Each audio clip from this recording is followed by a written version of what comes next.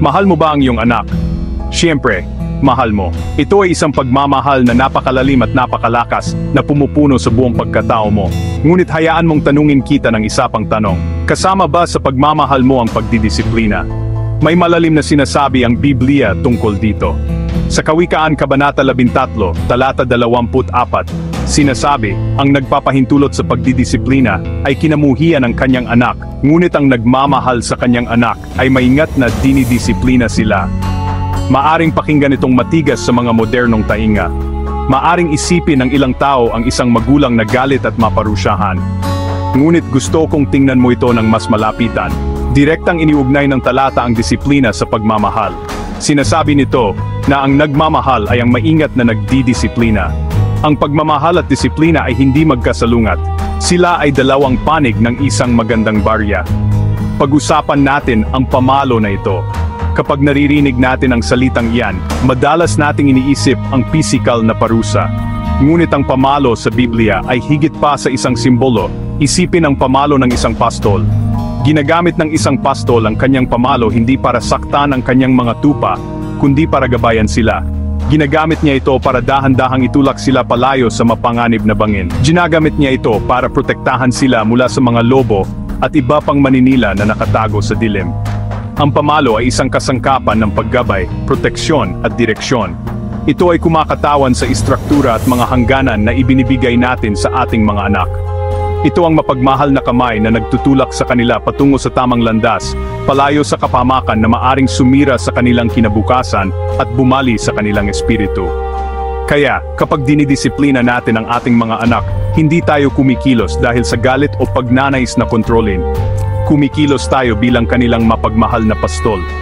Nakita natin ang mga panganib sa hinaharap na sila, sa kanilang kawalang malay, ay hindi nakikita.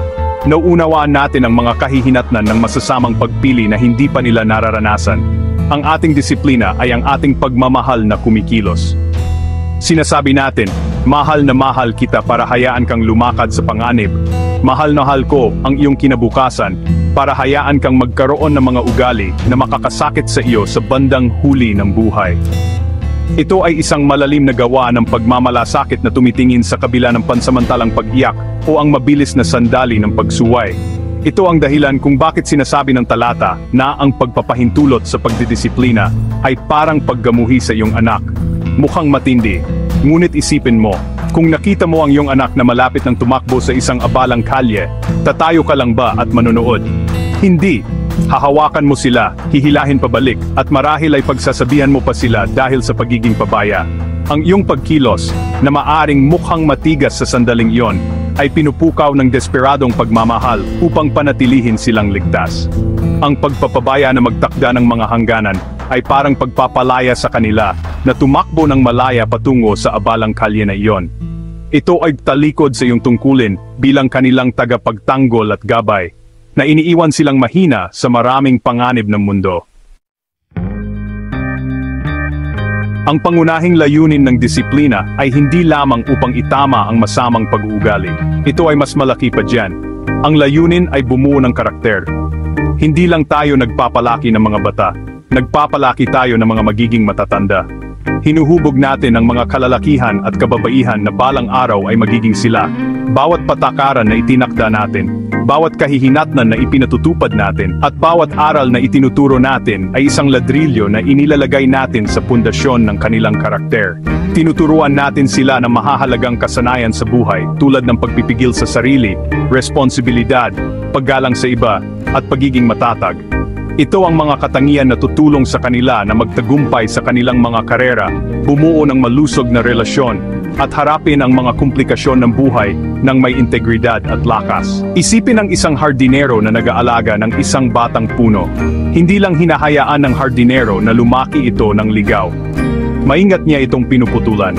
Inaalis niya ang mahihinang sanga upang lumaki ang mas malakas. Itinatali niya ito sa isang tulos upang matiyak na lumalaki ito ng tuwid at matangkad na kayang labanan ng malakas na hangin. Ang pagpuputol na ito ay maaring mukhang sinasakta ng puno, ngunit alam ng hardinero na ito ay mahalaga para sa pangmatagalang kalusugan at pagiging mabunga ng puno. Ito ang ginagawa ng mapagmahal na disiplina. Pinupugutan nito ang mga negatibong saloobin at nakakapinsalang pag-uugali na nagpapahintulot sa mga magagandang birtud sa loob ng ating mga anak, kabaitan, katapatan, at pagtitiyaga na umunlad at lumakas. Kung wala ang gabay na ito, maaring maging magulo ang buhay ng isang bata. Ang kawalan ng disiplina ay madalas na humahantong sa pagiging may karapatan, kawalan ng kakayahang hawakan ng pagkabigo, at kawalang galang sa awtoridad. Ang mga batang ito ay maaring mahirapan sa paaralan, mahirapan na magkaroon ng kaibigan, at sa bandang huli, mahirapan na magkaroon ng trabaho. Hindi sila nabigyan ng mga kasangkapan upang pamahalaan ang kanilang mga emosyon o panagutan ang kanilang mga aksyon. Ito ay isang mahirap at masakit na paraan upang dumaan sa buhay. Sa pamamagitan ng pagpapabaya na magdisiplina, hindi natin sinasadya na inihahanda sila para sa isang hinaharap na puno ng hindi kinakailangang paghihirap at sakit ng puso, na siyang mismong bagay na gustong pigilan ng ating mapagmahal na puso. Kaya, ang ating tungkulin ay maging pari-pareho at sadyang sa kung paano natin bubuuin ang kanilang karakter. Ibig sabihin, hindi lang tayo nagre-react sa masamang pag-uugali. Proactively nating tinuturuan sila ng tama at mali. Ipinaliwanag natin ang mga dahilan sa likod ng ating mga patakaran. Ginagaya natin ang pag-uugali na gusto nating na makita. Ipinagdiriwang natin ang kanilang mga tagumpay at tinutulungan silang matuto mula sa kanilang mga pagkakamali. Hindi ito tungkol sa paglikha ng perpekto, masunuring robot. Ito ay tungkol sa pagpapalaki ng mga mahabagin, responsable, at matatag na tao na maaring mag-ambag ng positibo sa mundo. Ito ay isang mahaba at pasensyosong proseso, ngunit ito ay isa sa pinakamahalagang pamuhunan na gagawin natin. Kaya, paano natin isasagawa ang mapagmahal na disiplinang ito? Ang susi ay balanse. Ito ay isang maselang sayaw sa pagitan ng biyaya at paggabay, katatagan at kahinahunan. Ang disiplina na walang matibay at mapagmahal na relasyon ay maaring maging parusya. Maari itong lumikha ng takot at sama ng loob sa halip na pag-unawa. Ito ang dahilan kung bakit lubos na mahalaga ang komunikasyon. Dapat tayong maglaan ng oras upang makipag-ugnayan sa ating mga anak, upang pakinggan ang kanilang mga puso, at upang tiyakin na nararamdaman nilang sila ay nakikita, naririnig, at lubos na minamahal. Ang ating disiplina ay dapat laging dumadaloy mula sa isang lugar ng koneksyon, hindi mula sa isang lugar ng pagkabigo o galit. Laging itama ang pag-uugali, ngunit huwag kailanman tanggihan ang bata. Hayaan mong bigyan kita ng practical na halimbawa. Isipin na nagsinungaling ang iyong anak sa iyo tungkol sa pagtapos ng kanilang takdang aralin. Ang isang hindi balanse na diskarte ay ang sumigaw, tawagin silang sinungaling, at ikulong sila sa loob ng isang buwan dahil sa galit. Ang isang balanse, mapagmahal na diskarte ay iba. Uupo ka kasama nila ng mahinahon, malayo sa mga distractions. Maari mong sabihin, mahal kita, at dahil mahal kita, kailangan nating pag-usapan ang nangyari. Nasasaktan ako na hindi ka naging tapat sa akin. Sa aming pamilya, napakahalaga ng tiwala. Itatatag mo na ligtas ang relasyon, ngunit ang pag-uugali ay hindi katanggap-tanggap. Ang focus ay sa pagpanumbalik ng tiwala, hindi lamang sa pagpaparusa sa kasinungalingan. Ang kahihinatnan ay dapat na akma sa pagkakasala at magsilbing aral. Sa halip na labis na malupit na parusa, ang kahihinatnan ay maaring child doing homework at kitchen table with parent nearby, parent observing child study in family kitchen, stock. Kailangan nilang gawin ang kanilang takdang aralin sa mesa ng kusina, kung saan mo sila makikita hanggang sa maibalik ang tiwala. Mawawalan din sila ng pribilehiyo, tulad ng screen time para sa gabi, upang maunawaan na ang mga pagpili ay may mga resulta. Ang pinakamahalagang bahagi ay ang follow-up na pag-uusap. Ipinaliwanag mo kung bakit mahalaga ang katapatan para sa kanilang mga relasyon at para sa kanilang sariling integridad. Ang pamamaraang ito ay nagtuturo ng responsibilidad at nagpapatibay sa iyong mga halaga ng pamilya nang hindi pinapahiya o minamaliit ang bata.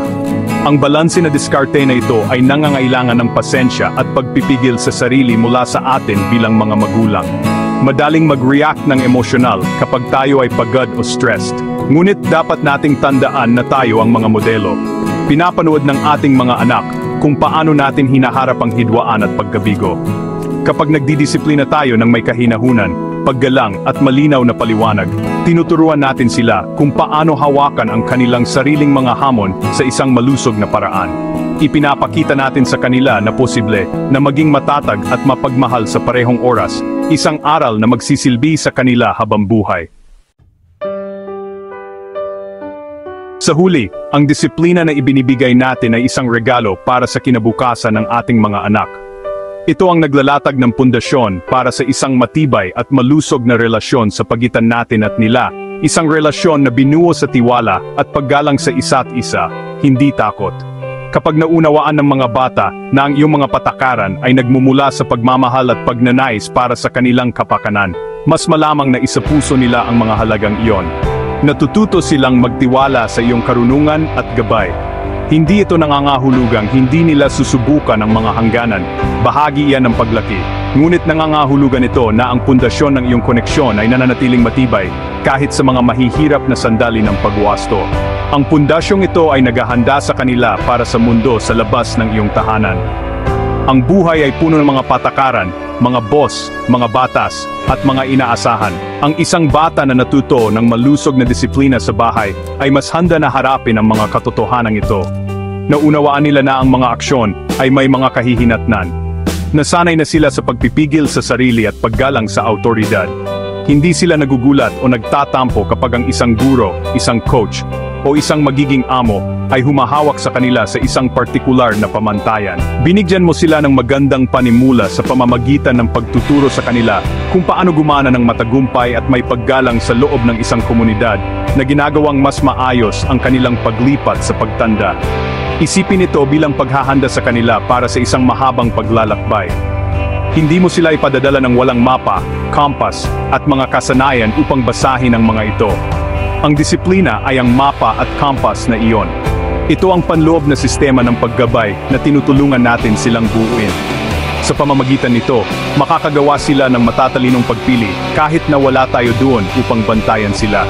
Dala nila ang ating pagmamahal at ang ating mga aral sa loob ng kanilang mga puso na gumagabay sa kanilang mga desisyon at humuhubog sa kanilang landas. Ang iyong mapagmahal na pagwawasto ngayon ay ang kanilang panloob na lakas bukas na nagbibigay kapangyarihan sa kanila na ituloy ang kanilang mga pangarap ng may kumpiyansa at integridad. Kaya yakapin natin ang ating tungkulin bilang mapagmahal na pastol. Huwag tayong matakot na gamitin ang pamalo ng paggabay upang putulin ng may pag-iingat at upang itama ng may pusong puno ng biyaya. Ang tunay na pagmamahal ay hindi passive. Ito ay aktibo, protektibo, at matapang. Sapat itong matapang upang magsabi ng hindi para sa kapakanan ng isang o sa hinaharap.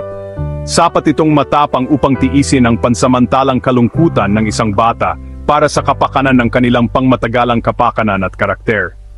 Tandaan, ang tunay na pagmamahal ng magulang ay isang pagmamahal na nagdidisiplina, isang pagmamahal na nagwawasto, at isang pagmamahal na gumagabay sa ating mga anak patungo sa kahangahangang kinabukasan na itinakda ng Diyos para sa kanila.